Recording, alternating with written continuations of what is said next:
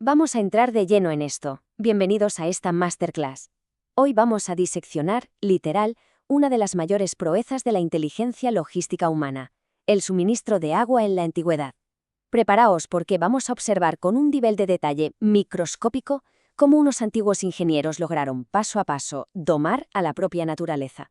Esta es nuestra hoja de ruta para hoy. Empezaremos con los orígenes del suministro, pasaremos a la ingeniería monumental romana y su tecnología oculta, los sifones.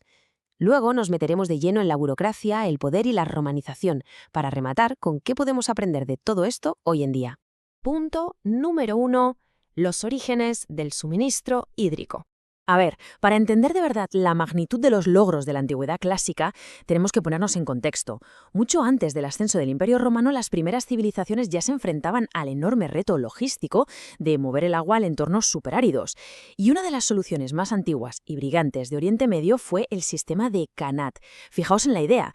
Interceptaban los acuíferos en las zonas altas de las montañas y, utilizando una pendiente calculadísima y muy suave, transportaban el agua por pura gravedad a través de túneles subterráneos. Una genialidad para regar la tierra sin necesidad de construir inmensos acueductos en la superficie, evitando así perder ni una gota por evaporación en pleno desierto. Pero claro, si analizamos las implicaciones de esto, el coste humano era verdaderamente escalofriante. Excavar estos túneles a mano era una tarea de altísimo riesgo, con derrumbes mortales constantes, y que recaía casi siempre en las clases más bajas. Así que, viendo este inmenso esfuerzo manual, nos surge una pregunta ineludible. ¿Cómo narices podía escalarse un concepto tan rudimentario para saciar el hambre y la sed de toda una metrópolis a nivel imperial? Y eso nos lleva al bloque 2, Ingeniería monumental, el Imperio Romano. Entramos en la Liga de Roma. Esta gente no solo amplió la escala de la infraestructura hídrica, es que le dieron la vuelta por completo. Su éxito masivo requirió integrar de forma meticulosa conocimientos geológicos empíricos con una química de materiales súper avanzada para su época, como el hormigón. Y ojo a esta métrica porque es alucinante, 200.000. Los registros nos dicen que el sistema logístico de la ciudad de Roma llegó a inyectar 200.000 metros cúbicos de agua al día. O sea, el equivalente a unos 200 litros diarios por habitante en una urbe de 1 millón de personas. Es una auténtica barbaridad que sigue siendo colosal incluso bajo nuestros estándares actuales. Pero claro, aquí entra el gran debate técnico. Sabemos que los canales fluían por gravedad sobre esas gigantescas arquerías preciosas que todos tenemos en mente. Pero la gravedad tiene sus límites. Si te plantas ante un valle súper profundo, construir un puente de arcos de kilómetros de largo resulta inestable y materialmente imposible. Entonces, ¿cómo superaban estos abismos si no tenían bombas mecánicas modernas? ¿Cuál fue exactamente la solución física a este callejón sin salida? Pasamos a la sección 3 para descubrirlo. Tecnología oculta, sifones invertidos. La respuesta es una absoluta maravilla de la ingeniería, el sifón invertido. Esta innovación nos demuestra que el nivel técnico romano iba muchísimo más allá de hacer bonitos puentes de piedra. Entendían la hidráulica de tuberías a presión a la perfección. Mirad estos datos porque ilustran a nivel microscópico la escala de su ambición.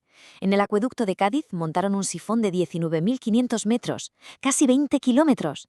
Pero lo de la ciudad de Pérgamo, en la actual Turquía, es de otro planeta. Un descenso vertiginoso hasta una profundidad máxima de 190 metros. El agua bajaba a toda presión por una ladera, cruzaba el fondo del valle y volvía a ascender por la opuesta, impulsada únicamente por la diferencia de altura. Pura física. Y de ahí sale esta otra cifra que marea, 150. En el fondo de ese valle, en el Vénter, las tuberías de plomo tenían que soportar fuerzas descomunales. Hablamos de resistir presiones equivalentes a 150 metros de columna de agua. El mero hecho de que estas gruesas láminas de plomo, soldadas a mano y a menudo reforzadas con pesada obra de fábrica, no reventaran por los aires bajo semejante tensión, es algo que a día de hoy sigue maravillando a los ingenieros. Aunque, como os podéis imaginar, aquí había un debate tremendo a la hora de planificar. Por un lado, tenías las famosas tuberías de plomo, las fístulas, que suponían un coste de materiales altísimo y un riesgo de ruptura tremendo. Por el otro, los canales abiertos tradicionales, que te exigían un esfuerzo arquitectónico monumental y dependían de que el terreno fuera amable. La verdadera genialidad romana era analizar el terreno milímetro a milímetro y saber combinar estas técnicas, asumiendo riesgos brutales solo cuando la geografía no daba otra opción. Sección 4. Administración y burocracia del agua.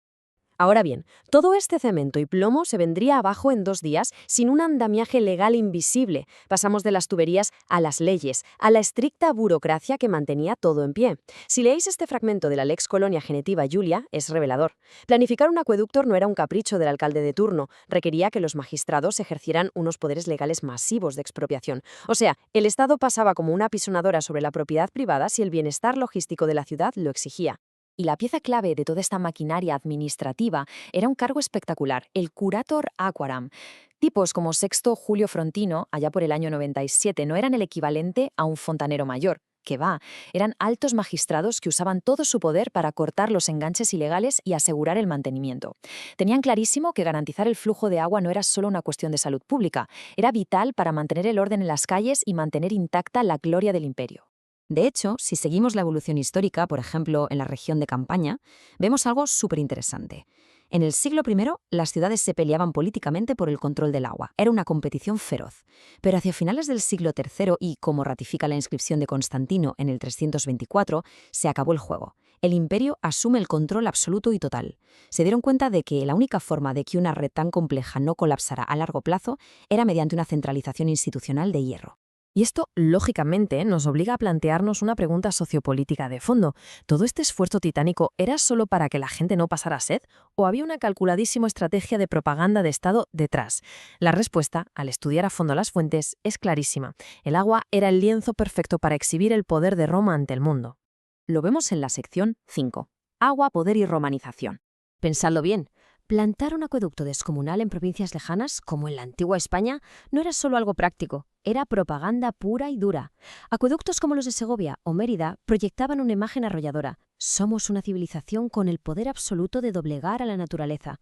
Proveer agua domesticada era lo que separaba la civitas, lo civilizado y urbano, de las rusticitas, la barbarie del campo. Las termas, las fuentes monumentales, todo esto funcionaba como el motor definitivo de la romanización. Si aceptabas el agua de Roma, asumías su cultura, su superioridad y su imparable progreso. Era una invasión pacífica, pero implacable. Pero claro, todo ese teatro del poder se cae a pedazos si dejas de suministrar agua. Por eso necesitaban una resiliencia extrema. El caso de la ciudad de Ándelos es fascinante.